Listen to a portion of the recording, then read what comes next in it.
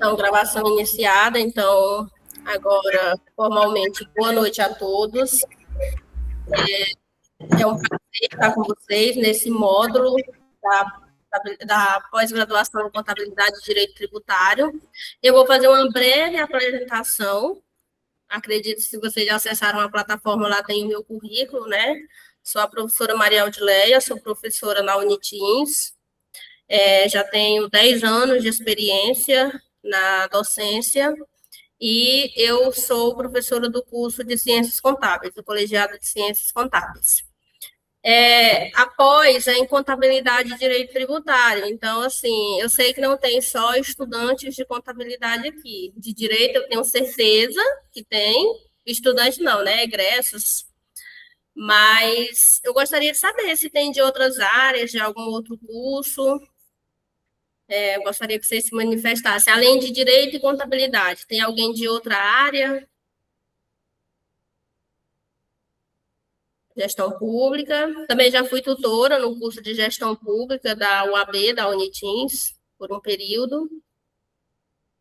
Além de gestão pública, contabilidade, direito. Por que eu estou perguntando? Vocês vão ver lá no módulo 3 que eu trouxe uma parte um pouco técnica, um pouco prática, que talvez para quem não é da contabilidade possa ser um pouquinho chato, possa ser um pouquinho complexo, mas ali é só um pequeno ponto quando a gente trata de impostos e contribuições municipais, estaduais e federais. Eu levei alguns cálculos simplificados para vocês, espero que vocês entendam que são cálculos simplificados, porque quando a gente fala de contabilidade, eu vou trazer para a parte técnica, o direito, ele é uma base, é a base que sustenta.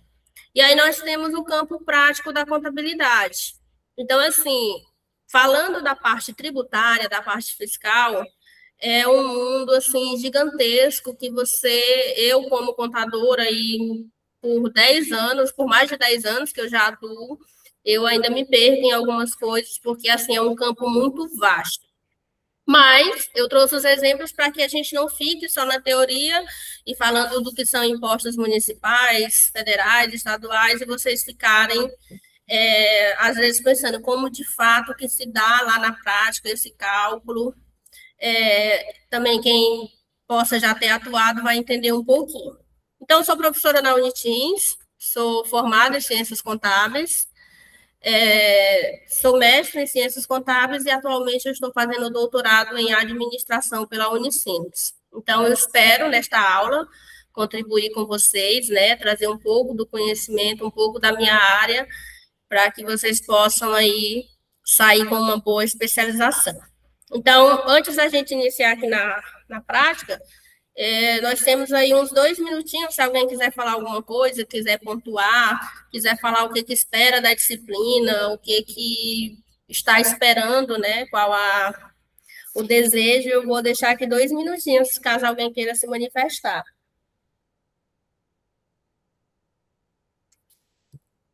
Quem quiser falar alguma coisa. Ou então vocês podem colocar aí no chat, viu? Às vezes a gente fica um pouco tímido, não quer falar. Mas é isso. Então, acredito que a gente pode começar, né? Ninguém se manifestou para falar. Durante a aula, se vocês quiserem, podem interromper, pode me chamar, pode levantar a mão, para que a gente possa fazer uma aula dinâmica. Não me deixem aqui falando sozinha. Pode falar, Denise. Mais uma vez, boa noite, professora, boa noite aos demais colegas. A expectativa em relação à disciplina, né? Sobretudo uma perspectiva de reforma tributária, que possamos, né, ser imersos nessa, apesar de que já haja uma formação em contabilidade, né, que haja uma atualização em relação àquilo que vimos, né, para quem é contabilista, e sobretudo para os advogados também, para que nós possamos, pelo menos, ser inseridos nesse contexto, né, de impostos e contribuições, né, de modo geral, para que, eventualmente, quando de fato houver, na realidade já está ocorrendo, né, a implementação da reforma tributária, possamos, pelo menos, ter alguns nortes, né, para que possamos nos atualizar, nos contextualizar diante das inovações que estão ocorrendo, né? Então, as perspectivas são as melhores em termos de aprendizado e rememoração, né, dos ensinamentos lá da graduação. Muito bem. Se vocês tiverem olhado lá o plano de trabalho, eu incluí em todas as aulas. Não vai ser nada muito abrangente, porque o nosso tempo é curto, vocês sabem, né? Deixei um material complementar lá, que eu gosto muito, que é do professor Felipe Guerra, mas eu preparei para cada aula para a gente falar um pouquinho da reforma tributária. Não tem como a gente falar hoje de tributos impostos em todas as esferas, sem mencionar a reforma tributária, porque ela já está acontecendo. Não é algo que ainda vai acontecer, não. Desde 1º de janeiro de 2026, nós já estamos em fase de teste, né? E aí, óbvio que vai ser um período de transição, um período de implementação, e com isso a gente vai ter que lidar aí com os dois sistemas. Então, eu tentei pontuar, né, de forma mais sucinta, mas podem surgir dúvidas, podem surgir perguntas, e em todo o material eu deixei, assim, uma coisinha para que vocês possam depois pesquisar e se aprofundarem mais, tá? Então, vamos dar início, eu vou projetar o meu material. Se vocês quiserem, podem me interromper, podem perguntar, para que a gente possa fazer uma aula dinâmica. Antes da gente começar, vamos dar boa noite, boas-vindas para a nossa coordenadora, que está aqui conosco, né? Se ela quiser falar alguma coisa, fique à vontade. Boa noite, professora Leia. Boa noite a todos os estudantes. Estamos aqui em mais uma disciplina, né?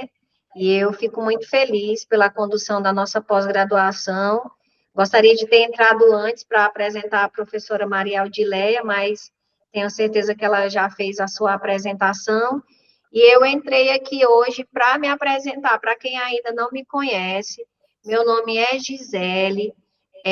Hoje eu estou pró-reitora de extensão da Universidade Estadual do Tocantins, mas também sou coordenadora da pós-graduação em Contabilidade e Direito Tributário.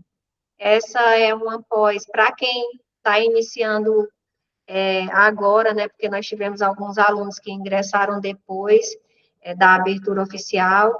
Essa pós, ela já está atuando na segunda turma, na oferta da segunda turma.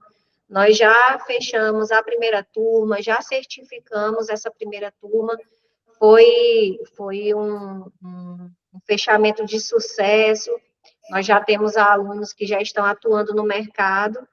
E eu espero, né, que vocês continuem, né, sejam perseverantes. A gente sabe que estudar não é fácil, existem alguns desafios, mas vocês podem contar conosco, nós estamos aqui também para somar força. A Universidade Estadual do Tocantins é uma universidade de referência, mas nós trabalhamos com esse formato de gestão mais humanizada, né, no sentido de fazer a diferença na vida do nosso estudante. Então, eu desejo que vocês estejam sempre focados e estimulados a dar continuidade à pós-graduação. Peço aqui a cada um de vocês que estejam atentos à plataforma do aluno, as aulas, as atividades, elas são postadas lá. Nós ainda estamos enfrentando algumas dificuldades, porque um número ainda considerável de estudantes estão acessando pouco as nossas aulas, estão acessando pouco as atividades. A gente tem feito aí uma força-tarefa, mandando mensagem, entrando em contato, mas eu peço que vocês tenham esse cuidado, né, de acessar os materiais, de responderem às atividades, porque é isso que vai trazer qualidade para a formação de vocês e também para a pós-graduação. Então, que nós possamos contar também com esse apoio de vocês, do mesmo modo que nós estamos nos disponibilizando aqui para apoiá-los dentro daquelas necessidades que vocês nos apresentarem, né? Então, eu desejo uma boa aula. A professora Maria Audileia é professora efetiva da universidade, já é uma professora de carreira na Unitins, atua também na área empresarial, contábil, Então, eu acredito que vocês terão aí bons aprendizados e boas experiências com ela. Então, desejo boa aula, professora Maria Odileia, e contem comigo, os tutores, as tutoras, né, elas estão lá no nosso grupo, qualquer dúvida vocês também podem perguntar diretamente para elas, ou podem colocar lá no grupo que uma de nós, né, a depender do momento, nós iremos dar a resposta para vocês. Então, obrigada, boa aula, eu vou me retirar, porque estou até agora no trabalho, agora eu vou para casa, estou aqui desde de 8 horas da manhã, mas ficarei aqui na torcida para que seja mais um módulo, né, exitoso para todos. Obrigada. Eu agradeço, Gisele, a participação. Eu esqueci de falar na minha apresentação que eu também fui professora da outra turma da pós, e agradeço a oportunidade de estar aqui com vocês novamente. Eu já deixei claro para eles, Gisele, que eles vão precisar se aprofundar um pouco mais, o nosso tempo é um pouco curto, né? A pós era um norte para que eles possam aí buscar outros meios. E eu falei para eles, eu deixei um conteúdozinho um pouco que técnico lá no terceiro módulo, para que a gente possa assimilar uma parte prática. Tem pessoas que não são de contabilidade, são de direito, são de gestão pública, mas eu espero que eles possam compreender, e eu vou ficar à disposição. No final eu vou deixar o meu e-mail, caso vocês tenham alguma dúvida, podem também entrar em contato comigo diretamente pelo e-mail. Professora, eu não entendi esse cálculo, mas lá eu acredito que eu tentei deixar o máximo explicado, tá? E é isso, então nós vamos iniciar. Muito obrigada, Gisele. Eu vou fazer a apresentação aqui novamente. E vamos dar início. Esse material, ele já está disponível, eu não sei. Todo mundo já acessou a plataforma? Eu não sei se... Peraí, estão me vendo? Sim. Estão vendo o material? Eu não sei se eles já disponibilizaram todos os módulos, mas todo o nosso material, todas as nossas aulas, inclusive as aulas gravadas, já estão lá. Eu acredito que eles vão liberar tudo para que vocês possam utilizar o mês inteiro para fazer para poder realmente estudar, para não ficar uma coisa puxada só para o final do mês. Então, acredito que eles vão liberar tudo e vocês vão poder estar acessando o material para organizar conforme o tempo de vocês. Então, vamos lá dar início. Eu não estou com um plano de ensino aqui. Quando vocês verem eu parando aqui, é porque eu vou aqui para o lado para me ir aceitando os colegas de vocês, viu? Porque não entraram com o e-mail institucional. Eu não estou com um plano ainda de ensino, mas a gente vai falar uma forma bem breve em relação à nossa avaliação. Eu não estou com um plano ainda porque ainda não foi liberado para o preenchimento, mas eu acredito que conforme foi as outras disciplinas de vocês, nós vamos ter apenas uma atividade avaliativa também, valendo 10, lá no módulo 4. É uma questão toda objetiva, e vocês podem ficar tranquilos que não tem nada que não tenha sido, que não vai ser repassado em aula, tá? Então, vocês estudando os materiais, estando aqui conosco, vocês vão conseguir responder tranquilamente a nossa atividade avaliativa ao final do nosso módulo, tá bom? Então, vamos dar início. A nossa disciplina é Impostos e Contribuições Municipais, Estaduais e Federais. Eu fiz uma divisão dela em 4 tópicos. Hoje nós vamos trabalhar um pouco sobre os fundamentos do sistema tributário brasileiro, alguns elementos, como que se dá essa sistemática do sistema público, e como eu falei para vocês, nós vamos falar um pouquinho sobre a reforma tributária, de forma bem sucinta. Então, essa é a nossa disciplina, Impostos e Contribuições Municipais, Estaduais e Federais. A nossa ementa é tratar sobre os aspectos introdutórios da legislação tributária federal, estadual e municipal. Por que nós trouxemos alguns cálculos lá no módulo 3? Porque ela solicita que vocês tenham uma visão prática de contabilização e operacionalização dos principais tributos. Vamos ver um pouquinho da substituição tributária, livros e documentos fiscais relacionados a esses tributos, noções de escrituração e apuração desses impostos, o papel social dos tributos e também falar um pouquinho aí sobre o planejamento e procedimentos tributários. O objetivo da nossa disciplina é capacitá-los para efetuar a análise das operações tributárias no que tange aos impostos e contribuições federais, estaduais e municipais, a fim de identificar a forma correta de apuração, contabilização e planejamento. O nosso conteúdo programático, esse conteúdo eu dividi em 4 etapas. Nós vamos falar dos tributos, conceitos, espécies, natureza jurídica, e aí eu já deixo uma ressalva para vocês. Eu acredito que não só na minha disciplina, mas em outras, vocês vão ver alguns conteúdos repetidos. Por exemplo, falar um pouco sobre espécies tributárias, um pouquinho sobre o sistema tributário. Eu acredito que vocês viram na disciplina anterior, mas é necessário para que a gente possa ter uma compreensão da disciplina que está sendo lecionada no momento.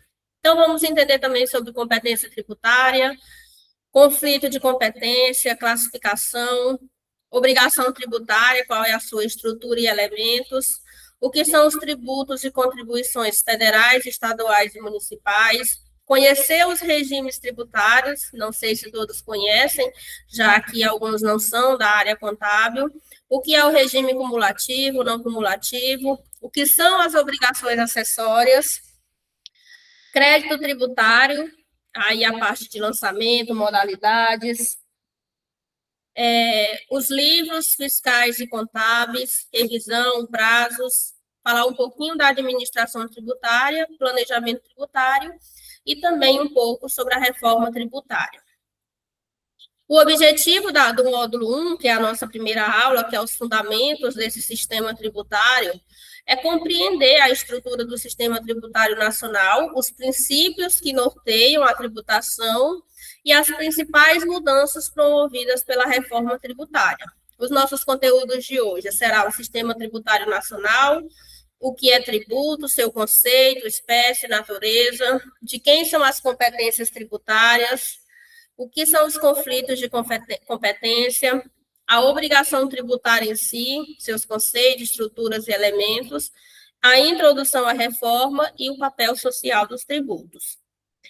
Nos nossos 4 módulos, eu trouxe algumas perguntas, são pistas para a nossa aula. Não é obrigatório vocês responderem e me entregarem, são só apenas algumas questões que vão nortear aí todo o nosso conteúdo da aula, tanto a aula ao vivo, como está hoje, como as aulas gravadas. Então, nós temos aqui algumas pistas. Caso alguém queira falar agora no momento da aula, professora, eu quero falar um pouco, tudo de forma sucinta, eu quero responder a pergunta 3 ou a pergunta 6. Vocês podem, como eu falei, participar ativamente da aula. Então, quais são as pistas para a nossa aula de hoje? O que é que diferencia um tributo de uma taxa ou de uma multa? Por que existem tributos de competência federal, estadual e municipal? Quem, na prática, realmente paga os tributos? É a empresa ou é o consumidor final? Vocês acreditam que o sistema tributário brasileiro é simples ou ele é complexo? E por quê? O que vocês já ouviram falar sobre a reforma tributária? Quais mudanças vocês acreditam que ela trará? E aí eu vou estender uma pergunta nessas 5, que tem um outro módulo, a reforma, ela vai só mudar a forma de apuração ou, de fato, ela vai impactar em uma redução tributária ou um aumento da carga tributária? E a questão número 6, né? Se vocês sabem aí qual foi o montante de tributos arrecadados no Brasil durante o primeiro semestre de 2026. E se esses tributos, eles são aplicados, perguntando aí qual é o papel social deles, se vocês acreditam que esses impostos pagos retornam para a sociedade em forma de serviços públicos. Então, assim, são perguntas que nos fazem pensar sobre esse sistema que nós vivemos hoje e sobre essas mudanças que estão ocorrendo e que vão mudar aí muita coisa até 2033. Se alguém quiser falar, responder alguma das perguntas, eu deixo o espaço aqui agora. Senão, a gente prossegue. Vocês me avisem, viu? Que eu não estou vendo vocês. Podemos prosseguir, então.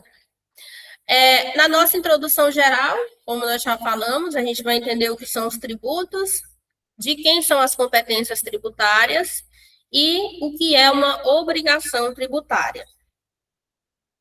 O sistema tributário brasileiro, vocês já devem ter visto, é composto pelos tributos de competência da União, dos estados, dos municípios e também do Distrito Federal, e é regido pelo disposto na Constituição, na Emenda Constitucional 18 de 1965. Temos também as leis complementares, resoluções dos senados e nos limites das respectivas competências em leis federais, estaduais ou municipais. Um exemplo prático desse sistema tributário é que, além de toda a legislação federal, cada estado tem os seus regulamentos próprios do ICMS, cada município, e também, além do regulamento do ICMS, tem um código tributário estadual, tem os códigos tributários municipais, que cada município tem o seu. Então, é um campo vasto de legislação que norteia aí o sistema tributário brasileiro. Tributo, para que a gente possa compreender o que são esses tributos das 3 esferas, está lá no Código Tributário Nacional dizendo que é toda prestação pecuniária, compulsória, em moeda ou cujo valor nela se possa exprimir, que não constitua sanção de ato ilícito, instituída em lei e cobrada mediante uma atividade administrativa plenamente vinculada. E aqui nós temos esses 5 itens da caracterização do tributo, já disposto lá no artigo 3º do Código Tributário Nacional, que tributo tem uma característica pecuniária, que deve ser paga em moeda, em dinheiro, é compulsória, porque existe uma obrigatoriedade por lei, não é constituída de sanção, pois não é uma penalidade, ela tem que ser de caráter legal, também criada por uma lei, e vinculada a um ato administrativo vinculado. Acredito que vocês já viram todas essas características do tributo, então aqui a gente traz mais para relembrar vocês o que é o conceito de tributo. Existem aí algumas algumas visões, e temos aí 4 visões diferentes quanto às espécies tributárias, que os juristas brasileiros costumam denominar de teorias, que são elas bipartite, tripartite, quadripartite e pentapartite. O que é a teoria bipartite aí dessas espécies tributárias? Que apenas os tributos vinculados requerem uma contraprestação específica do Estado. E aí, o que são esses tributos vinculados? Fala que em que o pagamento existe uma contraprestação direta e específica do Estado ao contribuinte. O que seria esses tributos, essa contraprestação específica de tributos vinculados? Por exemplo, nós temos aí taxas e contribuições de melhoria. Na teoria tripartite, fala que os tributos são impostos, taxas e contribuições de melhoria. Já na teoria quadripartite, os tributos são impostos, taxas, contribuições de melhoria e empréstimos compulsórios. E aí, na teoria pentapartite, fundamentada no artigo 145 da Constituição Federal e também no artigo 5º do CTN, bem como nos artigos 148 e 149 da Constituição Federal, e também no artigo 217 do Código Tributário Nacional, existem 5 espécies tributárias. O que eu acho interessante de toda a legislação, de todo esse cenário tributário, é que normalmente não se tem uma legislação única para definir uma coisa.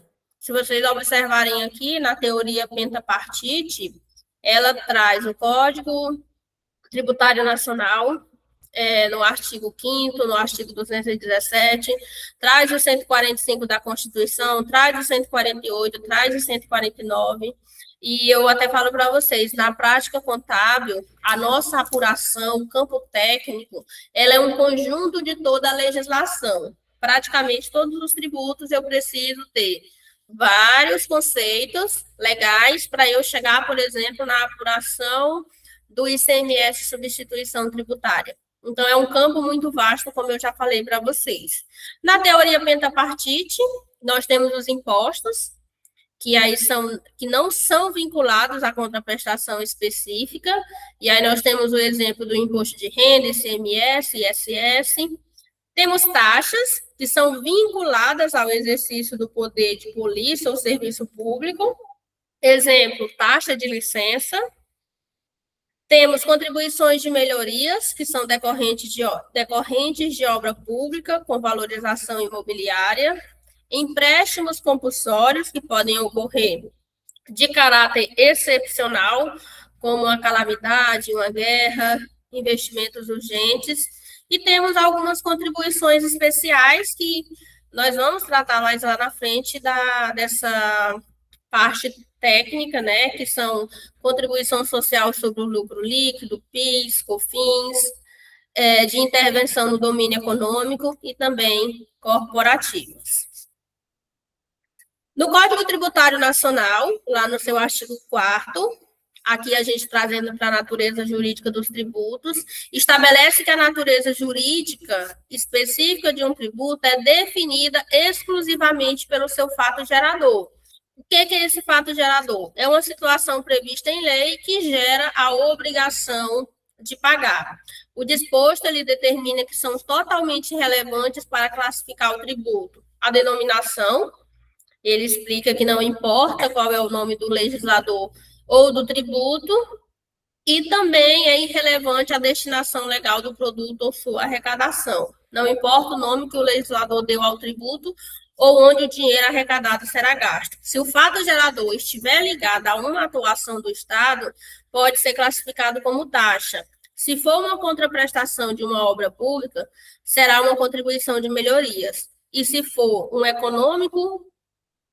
fato econômico do contribuinte, será imposto, como, por exemplo, o imposto de renda sobre pessoas que são assalariadas, sejam servidores públicos, de empresas privadas. Então, o fato gerador, para a gente resumir, é a situação prevista em lei que vai gerar uma obrigação de pagar um determinado tributo. Esse fato gerador é a ocorrência em si, que traz à tona a existência do respectivo ônus para o contribuinte. Essa definição definida na lei das hipóteses em que o tributo incide ou em que o tributo deva ser cobrado, que denominamos de fato gerador da obrigação tributária. Em síntese, o fato gerador é a situação de fato prevista na lei de forma prévia, genérica e abstrata, que ao ocorrer na vida real faz com que, pela materialização do direito, ocorra o nascimento da obrigação principal. Seja ela principal, ocorre o nascimento da obrigação tributária, seja esta principal ou acessória. Nos artigos 114 e 115 do Código Tributário Nacional, nós temos os conceitos de fato gerador, tanto da obrigação principal e da obrigação acessória. O que é a obrigação principal? A gente pode resumir ela como o dever de pagar o tributo ou uma multa. Há um pagamento que deve ser recolhido para os cofres públicos, como pagar imposto de renda, pagar uma multa por atraso, pagar uma taxa de serviço. E nós temos as obrigações acessórias, que é de fazer ou não fazer algo. Por exemplo, qual é a materialização do fato gerador de pagar imposto? É uma venda que eu vou fazer. Eu tenho um comércio, eu vou fazer uma venda, então ali é a materialização do fato. Por meio dessa venda, eu tenho como obrigação acessória emitir a nota fiscal e como obrigação principal pagar o imposto da venda realizada. Eu preciso entregar declarações, vocês vão ver lá no módulo 3, nós temos inúmeras obrigações acessórias. Só de 2025, 2024 para 2026, nós tivemos aí um aumento de pelo menos umas 5 declarações acessórias novas que foram impostas pela legislação que as empresas precisam fazer para declarar os seus tributos, os fatos geradores que estão acontecendo. E também como obrigação acessória, é escriturar os livros fiscais, livros de ICMS, livro de entradas, livros de saídas. Então, além de pagar o tributo, que é a obrigação principal, eu preciso declarar. Todas as declarações, essas obrigações acessórias, elas são autodeclaratórias. Ou seja, se eu fiz uma venda, tenho que recolher R$ 1.000 de tributo, eu mesmo vou dizer para o fisco, olha, fisco, eu tenho que pagar R$ 1.000 de tributo para você. Eu faço uma declaração acessória, escrituro nos meus livros fiscais. Caso eu não faça o recolhimento, o fisco vem me cobrar. Mas a gente vai falar disso um pouco mais para frente. O imposto de renda, por exemplo,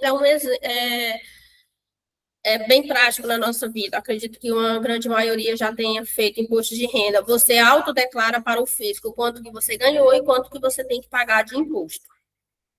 O fato gerador, ele tem 3 elementos básicos, que é a legalidade, o primeiro, que se refere à exigibilidade do cumprimento do princípio constitucional da legalidade. Vocês já ouviram em aulas anteriores, vão continuar ouvindo, e isso faz parte da nossa vida, que tudo tem uma legislação que determina o que pode ou não pode fazer, o que deve ou não deve pagar. Temos o princípio da economicidade, que se refere ao aspecto econômico do fato tributário, que, como regra geral, envolve base de cálculo e a alíquota do tributo, e também a capacidade contributiva do sujeito simples. Eu trouxe essa lei aqui, eu não sei se é de conhecimento de todas, mas depois vocês podem pesquisar para a gente entender o princípio da economicidade. Nós temos a Lei 1.303, de 2002, do Estado do Tocantins, na qual ele determina que vários tipos de atividades e operações, elas podem ter uma redução na sua base de cálculo para apuração tributária. Como exemplo, nós temos lá produtos derivados do leite, arroz e outros produtos que ele fala.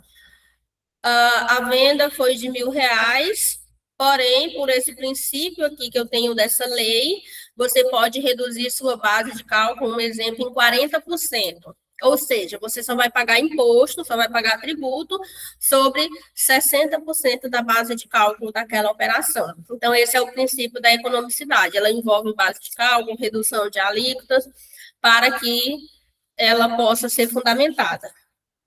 E temos a causalidade, que corresponde à consequência ao efeito do fato gerador. Enfim, a causalidade é o que decorreu para o nascimento da obrigação tributária. E aí nós temos a hipótese de incidência, vamos para o fato gerador, que foi, por exemplo, uma venda que se materializou, então eu tenho um fato gerador para recolhimento de tributos, tenho que fazer a obrigação tributária, que é o pagamento dos impostos, taxas ou contribuições.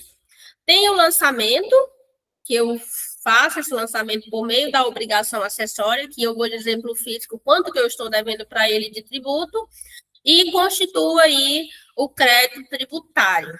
Vocês vão ver em revistas, jornais, matérias que a empresa X tem um crédito tributário de 30 milhões com o Estado do Tocantins. O que quer dizer? Não é que ele tem crédito com o Estado dele receber, é ele que constituiu e está devendo um Estado um crédito tributário de 30 milhões, como exemplo.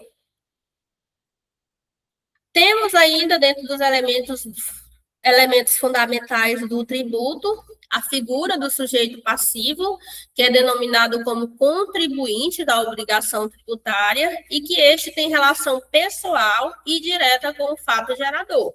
Então, uma empresa, normalmente, um contribuinte do imposto de renda, ele é um sujeito passivo, ele é um contribuinte de uma obrigação tributária.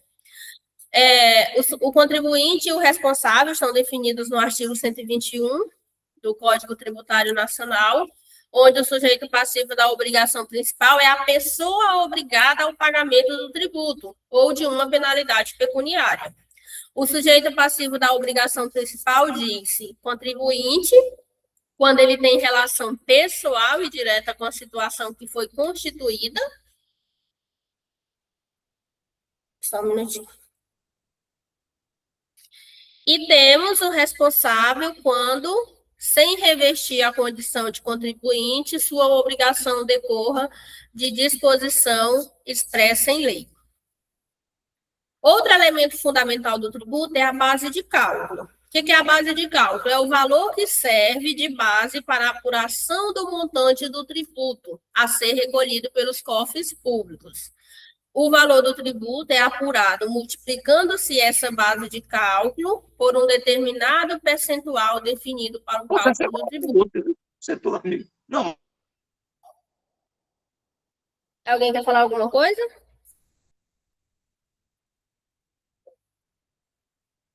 O que é importante a gente frisar, trazendo para o campo técnico e prático da contabilidade e também do direito, né? Nem sempre o valor da operação é a base de cálculo.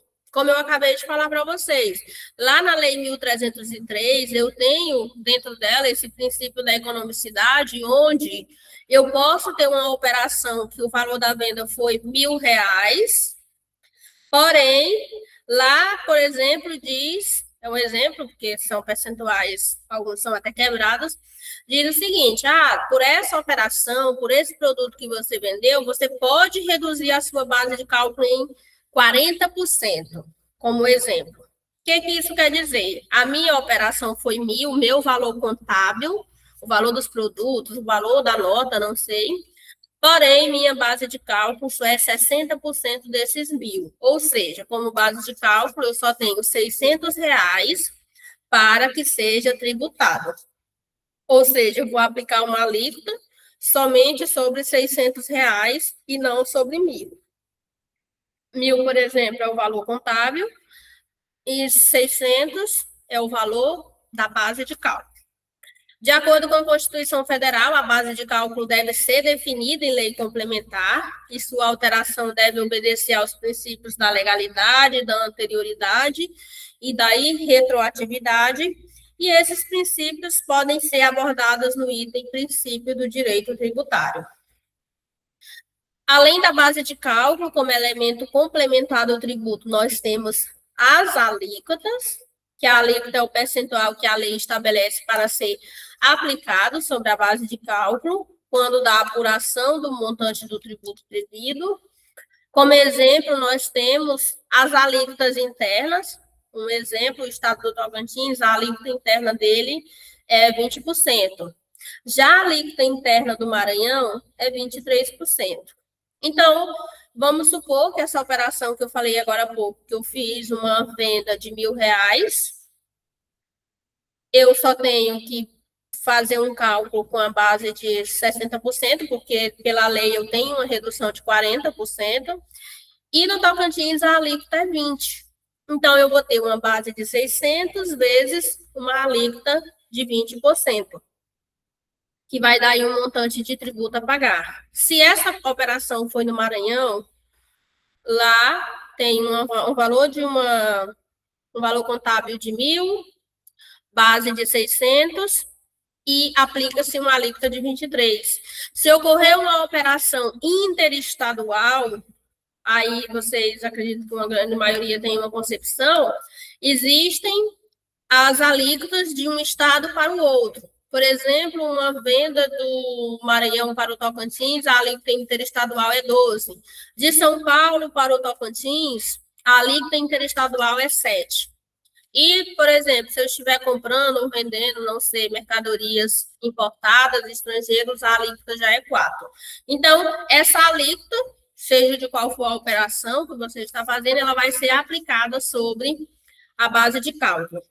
A modificação da alíquota deve obedecer aos princípios da legalidade, da anterioridade, da irretroatividade. O que eu posso falar para vocês de forma técnica e prática é que eu não posso alterar nem a base de cálculo e nem a alíquota se não houver algo expresso em lei que determine que eu possa fazer isso, porque senão eu vou estar apurando tributos indevidos por um pagamento a menor.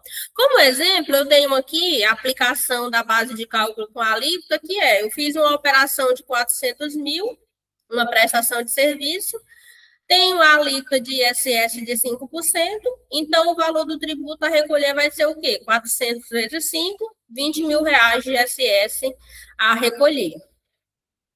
Outro elemento complementar que a gente pode ter são adicionais. Além do imposto devido apurado pela aplicação da alíquota sobre uma base de cálculo, às vezes a lei determina o pagamento de mais um valor, que pode ser um adicional, que incide sobre determinada base de cálculo. Como exemplo, nós temos aí os 10% do IRPJ, para as empresas do lucro real e do presumido. A gente tem um exemplo lá no módulo 3, como que funciona esse adicional, que além de eu ter uma base de cálculo, uma alíquota fixa para o tributo, eu ainda tenho que pagar mais 10%, dependendo de como que ocorreu aquela operação. Outro elemento é o prazo de pagamento.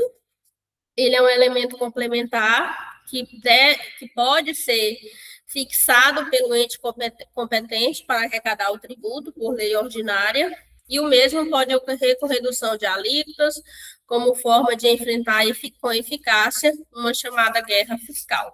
Então, por exemplo, sobre o prazo de pagamento, cada estado também tem aí a sua determinação. Aqui no Tocantins, por exemplo, o ICMS vence hoje, dia 9/7. No Maranhão, eu não sei se mudou, mas lá era dia 20 o vencimento do ICMS. Então, pode haver uma diferença de prazo de um estado para o outro. Os tributos, eles podem ser segregados entre diretos e indiretos. Os diretos incluem todos os que são recolhidos pela mesma pessoa, que suporta o seu ônus. Nesse caso, o contribuinte de direito, pois não tem nenhuma compensação ou repasse do tributo ao preço da mercadoria, do produto ou do serviço. Como, por exemplo, o que são os tributos diretos? Tributos do imposto de renda e da contribuição social sobre o lucro líquido. Para empresas do lucro real, eles vão pagar diretamente sobre o lucro auferido no final de um mês, trimestre ou anualmente. Para as empresas do lucro presumido, eles vão pagar sobre um percentual do seu faturamento. Então, não tem como repassar esses tributos para o consumidor. Já os indiretos são arrolados aos tributos em que o sujeito passivo, o contribuinte, uma empresa, que legalmente vai somente recolher o valor que é de fato suportado pelo consumidor final. Nesse caso, o valor do tributo ele é incorporado ao preço cobrado pelo adquirente. Uma empresa que vende um produto por R$1.000, e aí, digamos que o ICMS do Tocantins é 20, ela vai pagar o quê? 1.000 vezes 20 vai dar... Quanto é, gente? Não sou boa de matemática, não. 1.000 vezes 20, alguém me ajuda aí?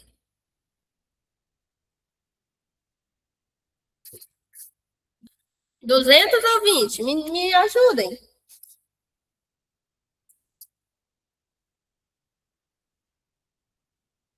20 mil. 20 mil? Não, R$1.000 vezes 20%. 100%. Pô. 200, né? 200. Gente, eu vou falar para vocês, eu me acho muito boa como contadora, mas na parte da matemática tem hora que eu me perco. Cálculo simples. Aí para vocês entenderem, viu, que contador não é fera em matemática. Vamos lá. Uma operação que foi feita aqui no Tocantins. Eu vendo um produto por R$1.000. A alíquota interna é 20%. Então, de imposto de ICMS vai dar R$200. Só que eu não vou cobrar para o cliente 1.200. Por esses tributos indiretos, os R$200 de imposto já estão incluídos nesses valores de 1.000. Ou seja, ele é um tributo indireto, porque na minha venda já está incluído os R$200 de ICMS, o cliente vai me pagar e eu vou apenas recolher para os cofres públicos. De competência tributária, nós temos aí, vocês já devem ter visto, talvez na aula anterior, lá na Constituição Federal de 1988, que distribui a competência para os entes federativos, União, Estados, municípios e Distrito Federal. A União Federal tem aí como alguns tributos: imposto de renda, IPI, IOF, ITR, imposto sobre importação e exportação, contribuições como PIS, COFINS, contribuição social. Os estados, eles já têm a competência para determinar a cobrança do ICMS, IPVA, ITCMD, e os municípios temos aí a cobrança de ISS, IPTU e ITBI. Lá na frente, no próximo módulo, a gente vai falar um pouquinho também de como que funciona cada um, viu? Quais são as alíquotas, como que é o processo aí de apuração desses tributos. Quais são suas características, na verdade. A Constituição de 88 distribui essa competência entre União, Estado, municípios e Distrito Federal para a distribuição desses impostos. Demais, peraí. E a legislação fala que a competência tributária, a gente está falando aqui de um conflito de competência, fala que a competência ela é privativa. Um ente estatal não pode, em hipótese alguma, instituir imposto que seja de competência de outro, nele distinto. Como a competência para instituir imposto é privativa, a omissão do ente estatal competente não autoriza outro ente estatal a instituir e arrecadar determinado imposto que não seja de sua competência. E aí, como exemplo, eu trouxe o seguinte: se um determinado município se omitir e não instituir e cobrar o imposto sobre serviços, tal omissão não autoriza o Estado ou a União a instituí-lo e cobrá-la naquela jurisdição. Então, o que nós temos aqui sobre o conflito é: cada um tem a sua competência de instituição tributária, de impostos, taxas e contribuições, e caso algum desses entes não venha a instituir, outro ente não pode chegar lá e dizer: já que você não cobra o ISS, eu vou cobrar, o Estado, por exemplo. Né? Então, assim, senão viraria bagunça. Daqui a pouco estaria todo mundo aí querendo instituir aquilo que é do outro. O papel social dos tributos, com certeza vocês já sabem, né?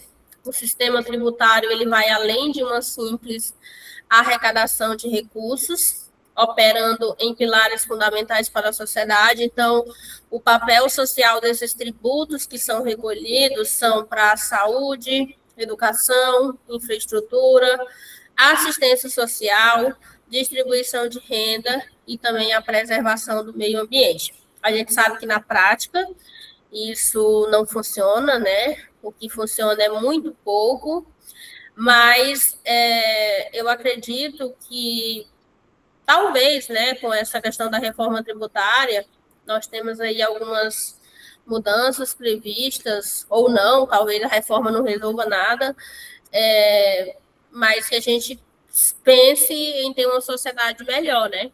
Que se todos esses tributos arrecadados fossem destinados para esses papéis sociais, eu acredito que a gente estaria num mundo bem melhor. E aí, trazendo esse papel social dos tributos, lá no início eu perguntei se vocês sabem quanto que foi recolhido de tributos no primeiro semestre de 2026. Alguém quer chutar ou falar? Deixa eu ver que eu acho que tem alguém chamando aqui. O Benício quer falar. Pode ficar à vontade, Benício.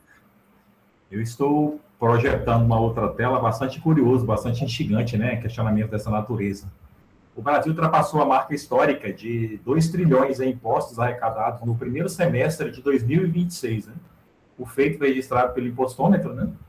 Painel da Associação Comercial de São Paulo, marcando a primeira vez que esse volume foi atingido ainda no primeiro semestre, né? Então, 2 trilhões. Tá aí, né?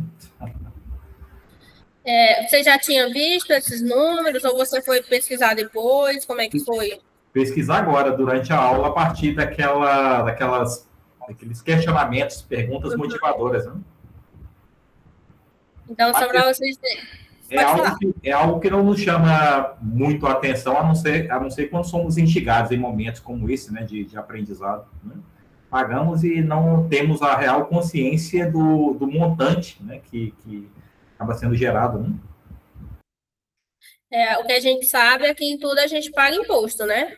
Não tem nada que a gente não consuma ou não utilize que não tenha tributos. Eu, como contadora, eu vejo o que as empresas sofrem para arrecadar, e aí muitas delas preferem entrar para o meio da sonegação. Não vamos aqui dizer que todo mundo recolhe bonitinho. 2 trilhões, isso a gente está falando com um nível muito alto de sonegação, porque quem trabalha na área sabe o tanto que a sonegação é alta. E é muito recurso, né? Que se fossem aplicados de forma correta para esse papel social, a gente teria um outro cenário, eu acredito. Então, como o Benício falou, eu deixei aqui o site, eu não sei se vocês já conheciam ou se alguém já conhece, é o Impostômetro. Aqui eu peguei uma imagem lá que fala que no primeiro semestre, de 1º de janeiro até 30 de junho, foram arrecadados 2,03 trilhões em tributos federais, estaduais e municipais. E esse valor, já que a gente está tratando do princípio social também, aqui o próprio site, ele traz aqui embaixo, ó, ele fala assim, com esse dinheiro poderia comprar tantos carros, tantos apartamentos. Eu preferi trazer esse, já que a gente está tratando do contexto social, fala que daria para comprar 4.681.000 de cestas básicas. Eu dividi aí, daria uma média de uma cesta básica de mais ou menos R$ 435, que é uma básica mesmo. Então, é uma arrecadação muito alta, e aí nós vamos depois falar mais sobre a reforma tributária, e isso vai impactar bastante. Então, visitem lá o site, tem por estado, tem por município. Eu não coloquei aqui, mas em 2024, 2024 não, desculpa. A média que nós temos lá de dias trabalhados por pessoa é o quê? Que cada um de nós trabalhamos em média 150 dias do ano somente para pagar imposto. Tem esse dado estatístico lá também, que é um dado totalmente assustador, ou seja, metade, mais ou menos quase metade do nosso ano é apenas para pagar tributos. Sobre a reforma tributária, hoje vai ser de forma bem sucinta, a gente já está praticamente chegando no horário da nossa aula. Eu trouxe aqui um pouco do contexto legislativo dessa instituição da reforma tributária, isso não é novo, viu? Isso já tem bastante tempo, mas eu trouxe a legislação mais atual, que é a Emenda Constitucional 132 de 2023, a Lei Complementar 214 de 2025, a Lei 227 de 2026, e nós temos aí os órgãos reguladores, que é a Receita Federal e o Comitê Gestor do IBS. O que é a reforma tributária, para que ela serve, o que ela está buscando? A reforma tributária do consumo atualmente está em processo de implementação no Brasil e representa uma transformação profunda nos tributos indiretos. Ela vai buscar simplificar, modernizar e alinhar o modelo brasileiro às melhores práticas internacionais, promovendo uma maior eficiência econômica, segurança jurídica e também competitividade. Esse é o objetivo da reforma tributária. O que a gente espera é que, de fato, aconteça, né? Porque se a gente for pegar a legislação, se a gente for pegar ali e falar dos princípios sociais, em que os tributos deveriam ser aplicados, a gente vai encontrar coisas muito bonitas no papel. E aí, da mesma forma, a reforma tributária. Ela vem trazendo, assim, uma coisa grandiosa, uma fala muito bonita, e a gente espera que, se realmente acontecer, isso pode ter algo assim, como ele fala, simplificar, modernizar, trazer maior eficiência econômica, segurança jurídica. O objetivo da reforma é ter uma simplificação, unificando aí diversos tributos como PIS, COFINS, IPI, ICMS e ISS em 2 grandes impostos. Novamente eu vou falar. No módulo 3, vocês vão ver todos esses tributos. Eu fiz um cálculo para cada um e atualmente a prática é o quê? Cada um é apurado de forma individual. Empresas do lucro real e do presumido, nós fazemos um cálculo para cada tributo. E aí ele diz que vai unificar em 2 grandes impostos. O IBS, que é o Imposto sobre Bens e Serviços, de competência compartilhada entre estados e municípios, e a CBS, que é uma contribuição sobre bens e serviços de competência federal. Busca uma neutralidade, trazendo uma redução das distorções econômicas, eliminando a cumulatividade e os efeitos em cascata. Lá na frente também a gente vai ver, né, que a cumulatividade ele tem efeito em cascata, onde eu pago diversos tributos sem nenhum tipo de benefício ou redução. Trazer uma maior transparência, com maior clareza para consumidores e empresas sobre os tributos incidentes. Também tem um módulo que a gente fala do split payment, que é para trazer essa transparência. Segurança jurídica, buscando reduzir a litigiosidade com regras mais claras e consolidadas.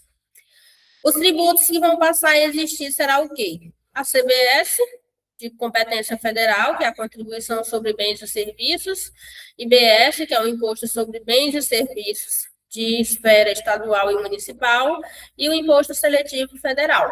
Esse imposto seletivo é chamado imposto do pecado, que ele é atribuído sobre, por exemplo, cigarros, bebidas, para que ele possa desestimular o consumo da população.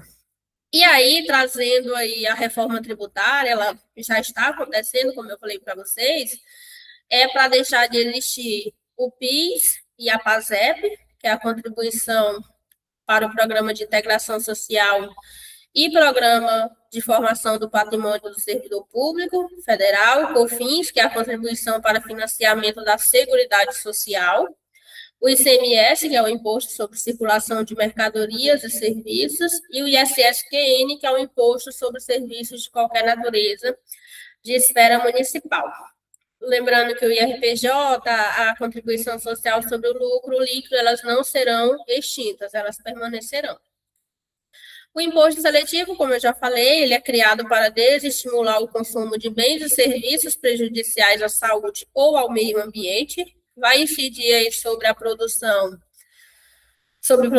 extração, comercialização ou itens que são definidos por lei. É para entrar em vigor a partir de 2027. Também temos, a partir de 2027, uma mudança para o IPI, é para acontecer, né, onde terá uma alíquota reduzida a 0 para todos os produtos e será mantidos apenas para preservar a competitividade da Zona Franca de Manaus. Para quem não sabe, a alíquota do IPI, ela varia entre 0% e 300% sobre alguns produtos. Temos o cronograma da reforma, já estamos finalizando, viu, pessoal? O cronograma é que em 2023 foi promulgada a emenda constitucional de 2023, sobre a reforma constitucional aprovada. Em 2026, nós já estamos desde 1º de janeiro em fase de teste. A partir do dia 3 de agosto, também eu falo em um módulo, as empresas não poderão mais emitir nota fiscal sem o destaque do IBS da CBS e IBS de 0,9 e 0,1. Por enquanto, não tem uma cobrança efetiva ainda desses tributos. Eles apenas serão destacados em nota fiscal. Para que está sendo feito isso? Para que se possa avaliar quais são os impactos, como que os sistemas estão assimilando as informações, o que precisa melhorar, né? Porque são plataformas governamentais. Então, ela está numa fase de teste para aprimoramento. De 2029, ó, eu pulei aqui, desculpa, viu, gente? 2024, 2025, nós tivemos as leis complementares do IBS e da CBS.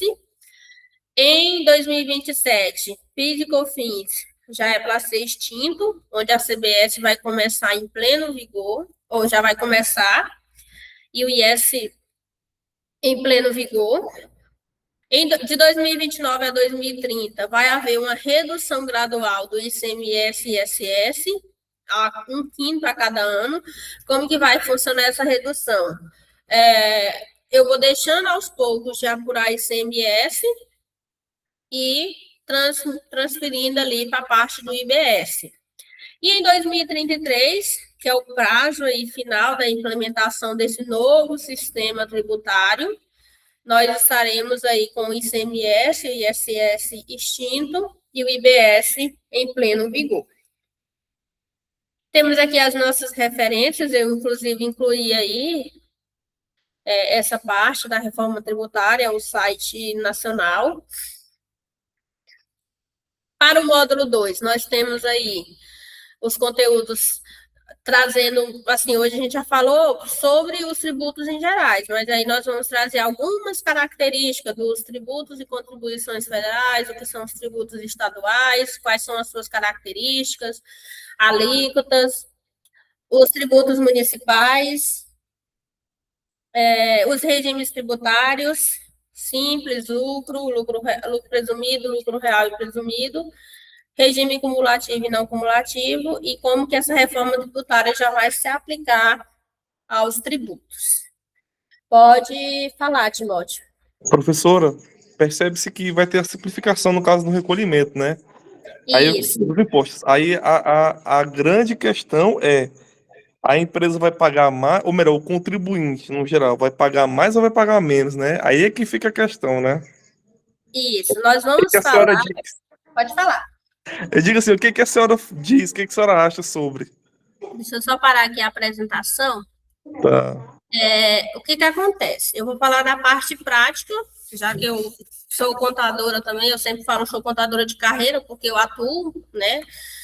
O mesmo tempo que eu tenho de docência, eu tenho de área prática na contabilidade. O que acontece? Nós estamos fazendo uma reclassificação tributária de produtos de várias empresas, e cada produto ele tem uma regra específica. Por exemplo, eu já fiz uma simulação para uma empresa de transporte e ela, em 2027 e 2028, ela vai ter um aumento de pelo menos até 10%.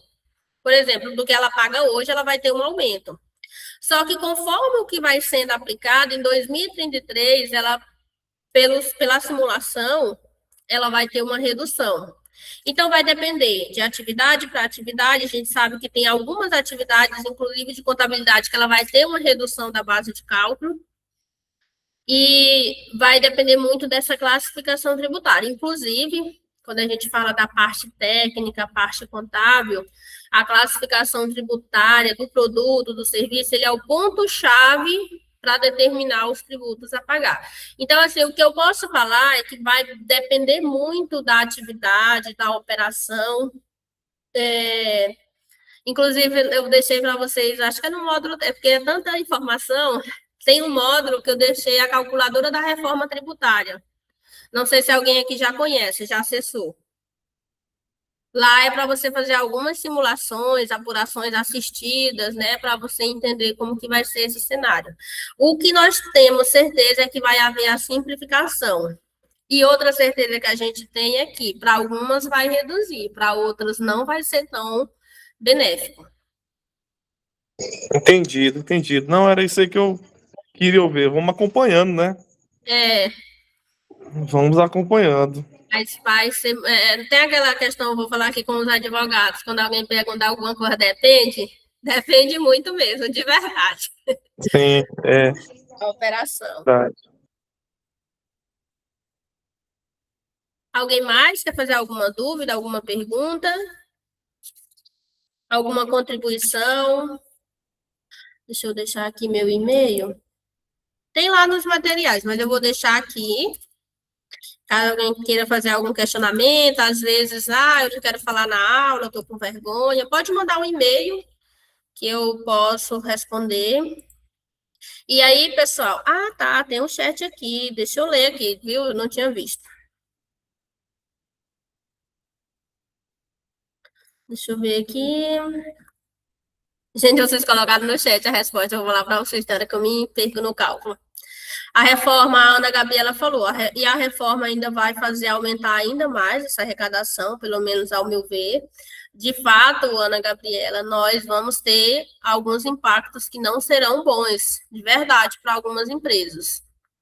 E aí, pessoal, como eu falei para vocês, é um conteúdo muito abrangente, e aí vocês podem buscar. Eu, por exemplo, eu trabalho com um sistema contábil que ele já tem um módulo para simulação da reforma tributária.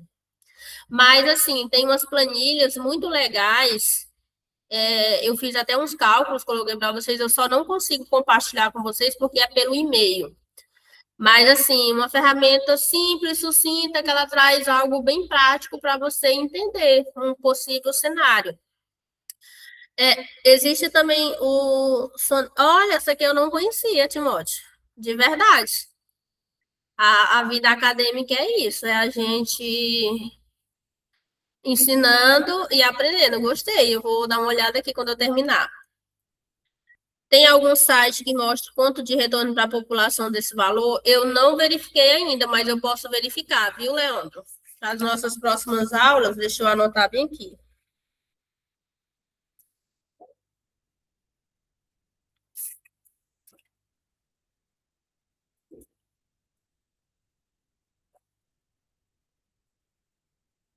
Gente, nas outras aulas tiveram quantos alunos? Aqui eu vi que nós estamos com 19, mas eu estou logado com 2 usuários.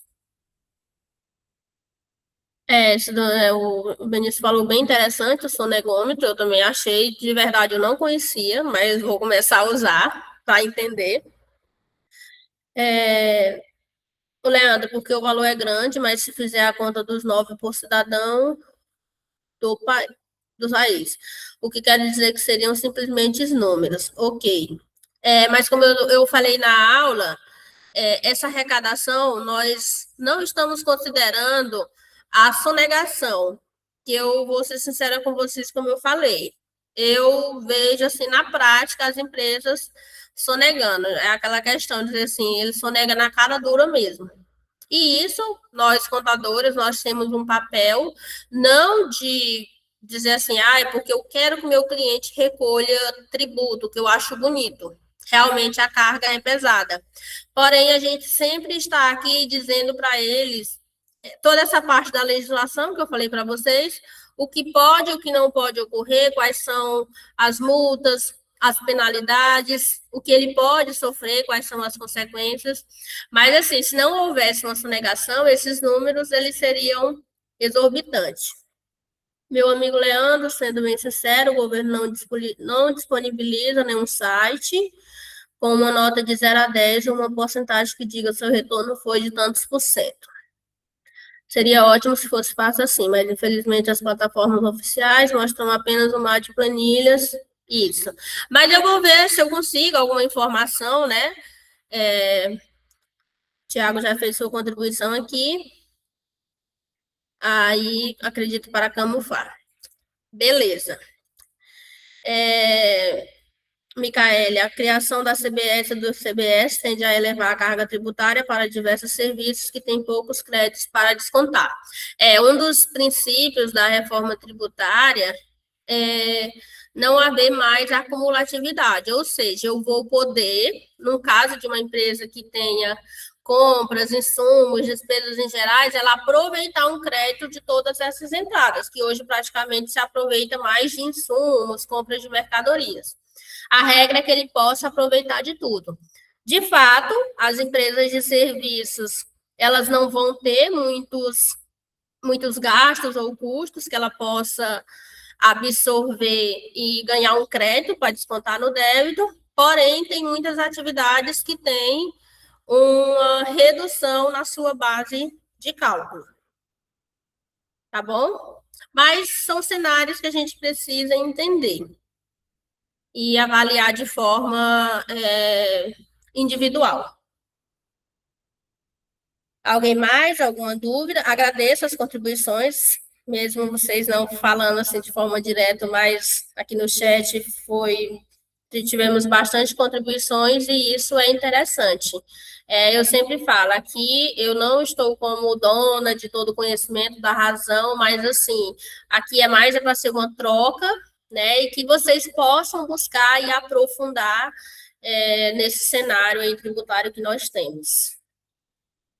Ok?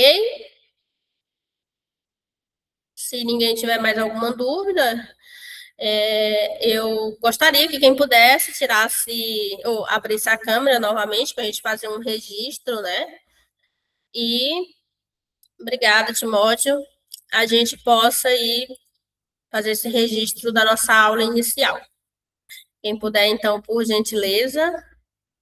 Além da Valéria, tem mais alguém aqui que já foi estudante ou é egresso da Unitins? Eu sei também que a pós ela está sendo bem divulgada. Tem alguém que não é do estado do Tocantins, que é de outro estado, também se manifeste. Ou nós só temos tocantinenses aqui? Giovana Kellen. Deixa eu ver aqui. Egresso da UFT, né? Também é nosso parceiro.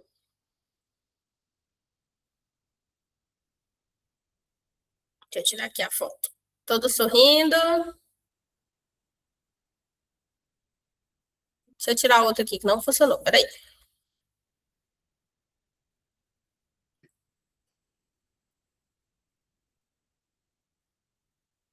Deixa eu fazer o registro. E aí eu vou mandar para os nossos tutores, e aí, não sei se elas disponibilizam lá para vocês. Muito obrigada, Micaele, Valéria, Benício, agradeço, viu? Espero que nos próximos módulos que são os gravados, vocês possam compreender. Eu acho que eu falei um pouco rápido, mas é porque é a carga de conteúdo que nós temos, né? E eu preferiria que fossem todas assim, online, ao vivo, porque a gente consegue ter uma interação maior. Mas fico à disposição no meu e-mail, caso tenha alguma dúvida. E aí, eu não sei se já foi divulgado, mas logo vamos divulgar a data do nosso módulo final, tá bom? Então, boa noite a todos e nos vemos aí nas aulas gravadas e no módulo da aula 4.